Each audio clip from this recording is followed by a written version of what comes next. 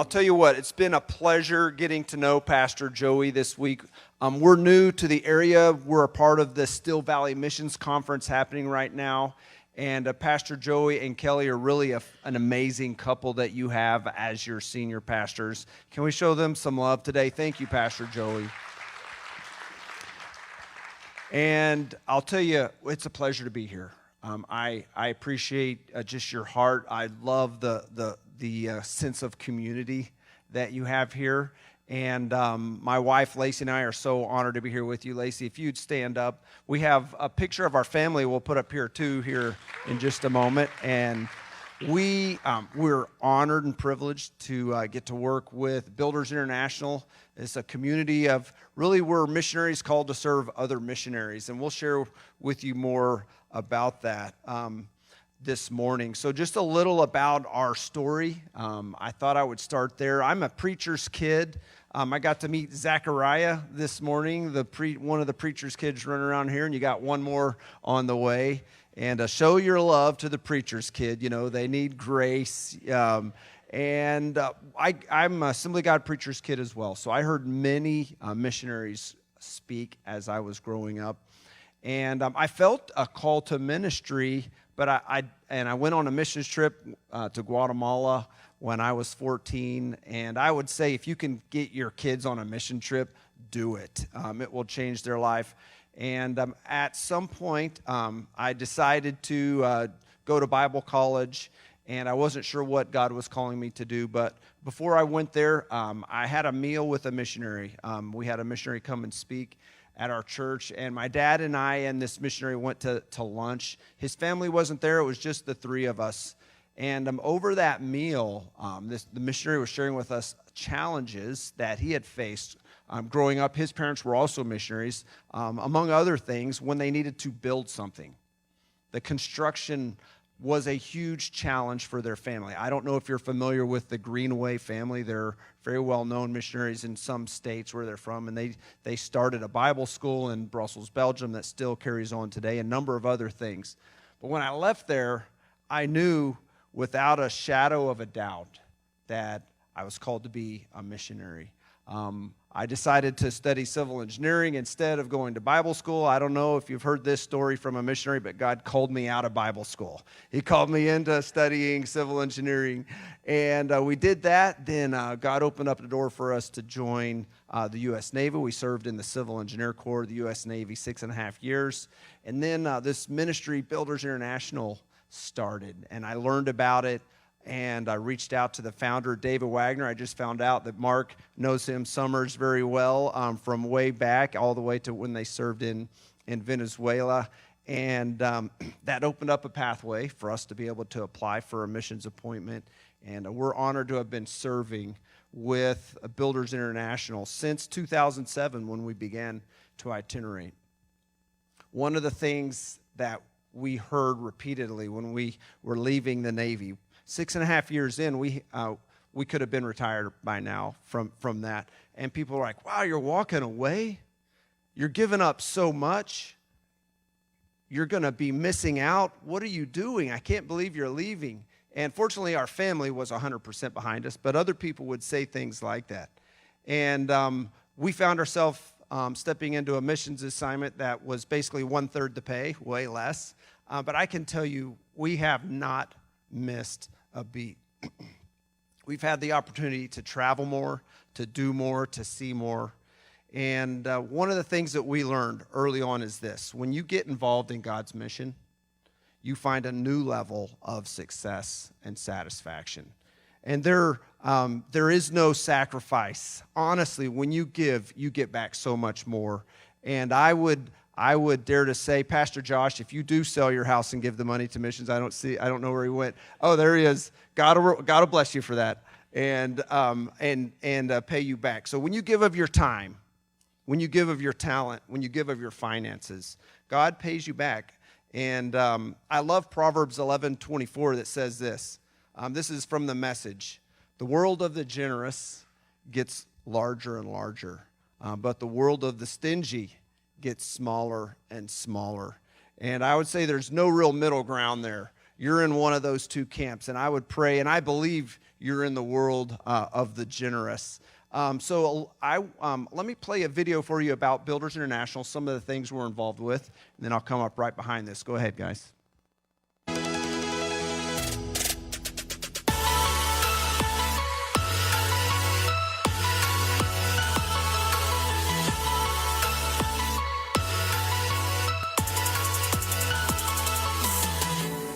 Hi friends, Ryan and Lacey Moore here with Builders International. Thanks to your generosity and giving through Project Shovel Ready, projects are moving forward and lives are being transformed all around the world. We're excited to share with you some of the projects that your giving has made possible in just the past few months. For decades, Bible school students in Egypt have been cramming into a dilapidated building using cardboard walls to shield themselves from the scorching Egyptian sun. I'm excited to say that the Egypt Bible School has just been completed and dedicated. During the dedication, students who studied in the older building were able to come and celebrate and graduate in the new building. The Egypt Bible School will now have room for 200 students and ensure that they are giving a healthy environment where they can learn, where they can grow and develop into all that God has called them to be. For sensitivity purposes, we can't mention the exact name or location of the next church in northern India, but we can tell you it's the same location as the birthplace of Buddhism, and the church faces real persecution. This congregation has been kicked out of their rented facilities over and over once the landlord realized who they were worshiping. I'm excited to tell you that Ryan and I just had the opportunity to be there for the dedication service and ribbon cutting of this church doing an incredible work in that area. This is the first church built in this city for 120 years in the community of 6 million people. Thanks to your generosity, this 3-story facility will provide a permanent place of worship for this congregation, a children's ministry space, a grade school for underprivileged children, as well as a technical training space for the Women's Empowerment Program, where they teach sewing, tailoring, and handcrafts. Over these past 4 months, Project Shovel Ready has been able to move over 40 projects forward all across the world. All of this is made possible because of generous givers like you. Thank you for your generosity as you advance the kingdom of God and build places where people find hope. Friends, it's a pleasure to get to do what we do, serving with missionaries around the world. And just a snapshot, here's what we do at Builders International. We partner with effective missionaries who are leading ministries that are growing that simply need a building to be able to reach more people. Pastor Joey and I were talking this morning about your journey and your building process here and how building it's simply a tool and it only makes an impact. It's only effective for the gospel when the right people are in that building, the right leadership is in place. And that's what we get to be a part of. And you may not realize just how big of a fellowship that you're a part of here. You know, you come in here on Sundays, you have your house groups, you're on throughout the week, but you're not just a group of people meeting here at City Alive Church. You're a part of a massive worldwide fellowship. So this group of Assemblies of God, it was a fellowship founded in 1913 with 300, dare I say, hillbillies in Arkansas.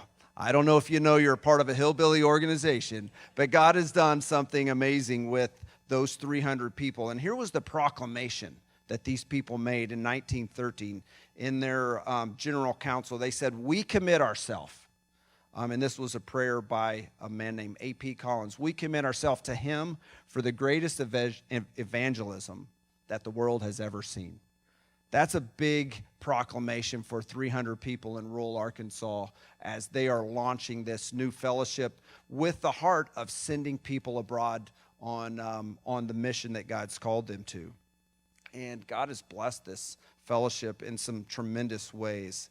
And it really comes down to this. We just simply believe Acts 1:8 that says, "But you will receive power when the Holy Spirit comes on you, and you will be my witnesses in Jerusalem and Judea and Samaria and to the ends of the earth." And let me tell you, God has taken this fellowship from right here at home to the ends of the earth. Today, our fellowship, we've got over 2,600 missionaries that are part of our fellowship right now. We're in 252 countries and territories. We're in, I believe, pretty much every country. And we're about to cross 70 million people that are part of this fellowship. Can you imagine? That's almost 0.1% of the world's population. We're pushing 8 billion. It's amazing what God has allowed us to do. I've heard Billy Graham quoted for saying something along the lines of this. He said this: "I found that anywhere in the world I go, I can find two things: a cold Coca-Cola and an Assemblies of God church." And I would dare you, if you travel or the next time you travel, look up an Assembly of God church and just see how close you are to one. It does not matter where you go. And today, our fellowship is still committed to that very same thing. And God has used some people in extraordinary ways, pouring out themselves, sacrificing. And the reason we get to do what we do today at Builders, the reason we get to celebrate what God has allowed us to do is because the extreme sacrifice, the bravery, the obedience that missionaries have taken for many years. I recently read a book called Before We Kill and Eat You. It's the story of a missionary named H.B. Garlock, he and his wife, that served in what today is Liberia. And this is just this. I got to share with you what one of my favorite stories from this book, because this was an early Assembly of God missionary traveling to Africa, West Africa, and he dealt with some extraordinary circumstances. So he makes it to the coast of what today is Liberia, and he hikes miles in. He has a wife coming behind him. He gets there, and he gets up into the jungle where they're going to begin their work. He makes some connections, and he actually has to build their house. He has to hand build a house out of trees that he cuts down, and eventually his wife comes to find him. Talk about extraordinary circumstances. They lived in a place where one night he was in bed asleep, and they heard a child screaming and hollering and disappearing into the jungle. The next morning, they woke up only to find that a panther had actually came into the village and taken a child out into the jungle. That's the kind of world that they were living in. Well, they eventually found some success in reaching people with the gospel. And there was a lady that was from had actually escaped from a tribe just north of them that they were a little bit at war with. All the tribes in that area in that time would fight. And this lady received the Lord, received salvation, and she told H.B. Garlock that she had a daughter that had been kidnapped by that tribe. And she was sick. The thing was, she was sick, and she kept telling him, "Before I die, I want to see my daughter again." And we're talking, she was like 2 or 3, very young child that was being held. And so he kept telling her, "I'm sorry, there's just nothing we can do about that. I can't do anything about that. That's too dangerous. There's no way to go there and get her." They didn't have police. They didn't have International Justice Mission. They didn't have anybody to go help them retrieve her. They didn't have, what's the movie that came out recently with the rescuing young girls? They didn't have that guy from Sound of Freedom coming in with guns a-blazing. And eventually she wouldn't quit, and he felt that God was calling him to do something about it. So he gathered up some of the men from his mission that had received the Lord from that tribe, and they decided they were going to go up and meet with the chief and try and rescue this girl. So they hike there. It's a 2-day hike. They get there, and they sit down with the chief, and they go through all the pleasantries that they do culturally, and eventually they bring their request that they're here to request this girl to go back with them. And the chief says no. They decide they're going to offer him some money, so they say, "Hey, chief, we understand that she's of value to you. Would you take this money for her?" And the chief still says no. He was prepared for this, and so he doubled down. He said, "If we double the amount of money, would you be willing to let us take her?" And the chief says no. At that point, he's a little distraught. He doesn't know what to do. He's sitting there around the hut trying to negotiate this, and he just feels God tells him, take the girl. And he steps up. He says, okay, I'm sorry, we're going to leave. He walks over to where the girl is, picks her up, and he tells his guys, just follow me, let's get out of here. And they begin to hike back out down the trail that they came. And it left the village stunned. They couldn't believe, the chief could not believe what just happened. And so they decide they're going to hike as fast as they can and just keep hiking. And they make it to halfway, and it's in the night, and they decide to stop at another smaller village that had some huts. And they ask, hey, do you have an empty hut that we can sleep in? And there was a hut that they offered them, so their whole crew, the 5 men and this one little girl and this one American missionary, they bed down for the night, and they're definitely nervous, they're definitely scared. Late into the night, they start hearing these tribal chants, and there is a war cry coming from the distance. And this tribe did not take kindly to what happened, and they begin to come looking for them. And they're going from village to village, back the direction that these men hiked. And eventually they come to where they are, and they can hear them going from hut to hut, looking for them, asking the villagers if they've seen the white man. And eventually they made it to their hut, and they're hollering, they're screaming. We're talking, warriors with their swords, with their spears, with their knives, just in a dizzy. They are upset. And so they begin to pull them all out of the hut. They have them, they're hollering, they're screaming. H.B. Garlock writes that it was just like chaos. I like chaos, just pure chaos. So they get him on his knees, and they tell him he's going to die tonight. And he's there, he's on his knees. And he closes his eyes. It's just loud. They're chanting and screaming and hollering. And he's prepared to go. All of a sudden, it goes silent. All of the screaming, all of the chanting stops. And he doesn't know what to think. And he opens up his eyes. He's on his knees. And these warriors that were about to take his life have seen something that scared them into submission. And they're all backing away from him, backing away. And before he knows it, they turn and they disappear back into the jungle. No one knows what they saw, but we could imagine. Even though you walk through the valley of the shadow of death, I will fear no evil. These are the kind of missionaries that this fellowship is built upon. It's an amazing fellowship. It's an honor to get to serve with that kind of a fellowship. Well, today you hear a lot about the supply chain issues going on around the world, but can I tell you, God's supply chain is not broken, and there's hope being delivered to people around the world. And our missionaries are finding, with God's help, success in reaching people. Our church fellowship is still growing. More than 3 million people a year are coming to Christ. That's one new believer every minute that are part of our fellowship. So if you wonder, when I give to a missionary, when I give to missions, is that effective? What is it doing? You don't always see it. All this is made possible by generous people like you. But friends, when you get involved in God's mission, you will find a new level of success and satisfaction. So I'll share a little more here in a minute, but one of the exciting things that we've just launched is She Builds. There's a group of ladies that are engaged in helping us move projects forward around the world, and I've got a video here that'll tell you more about this. Hope is a powerful thing. It is an influential force prompting us to look beyond the present and envision what could be. Right now, millions of women and children are facing challenging realities around the world.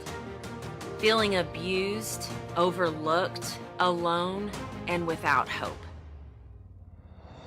But today, women from across the nation are rising up to change that. She Builds is a community of ladies passionately empowering women and children around the world by rallying around projects that are making a difference in the lives of those who need it the most. When the She Builds community takes action, women and children are exposed to the gospel and empowered with an opportunity to live a life filled with hope. There are 3 ways She Builds gathers together to make a difference. The first way is joining with like-minded ladies at an exciting destination to support a project at a fundraising event. Second, Roll up your sleeves and get to work alongside an amazing group of women on a construction mission trip. And lastly, traveling to a project, see the sights, and invest in the future on a vision trip. Our inspiration comes from Proverbs 31. Speak up for those who cannot speak for themselves.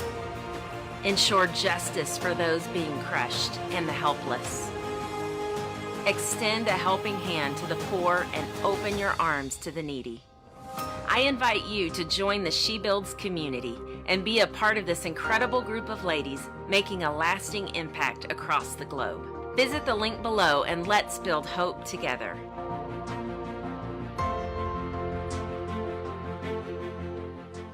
So we're super excited about She Builds in that community. I'll tell you what, the ladies can take over anything. You just watch out, including the construction ministry of Builders International, and we're just really excited about that.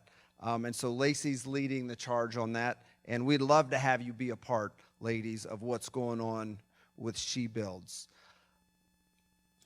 One of my favorite books of the Bible is the book of Nehemiah.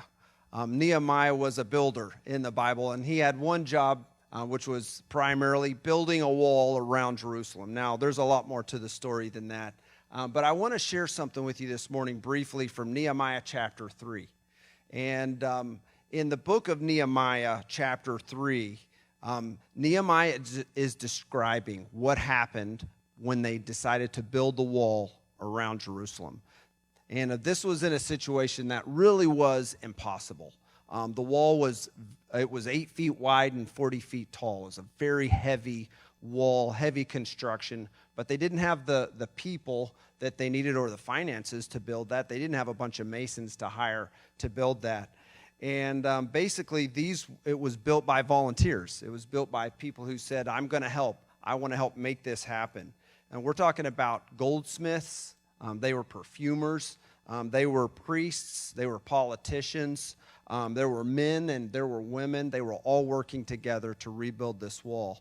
But as Nehemiah goes through this chapter 3, there's one preposition that he keeps repeating throughout. The preposition is next. And I don't know if you've heard of this before, but we call it the theology of the next. What would happen is this: Nehemiah gives a name of somebody and what he or what they did on the wall, their part of the work. And then he would continue on to say, and next to him or next to them was this one.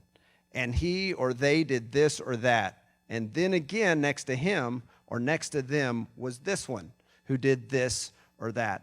And he repeats that 19 times as he goes through and describes all of the work that the volunteers, the people did to rebuild this wall. And at the end of the day, they built this wall in a very short period of time under impossible circumstances. But I believe that Assembly of God World Missions is very similar to those that built the wall around Jerusalem, and that we are living out the theology of the next today. And it could play out something a little bit like this. It goes like this. And this missionary in Liberia did this. And next to him, this missionary in Chad did this. And next to them, this missionary in Germany did this. And that continues on and on and on around the world. And it's all made possible because of people investing directly into eternity through their missions giving, just like you do here.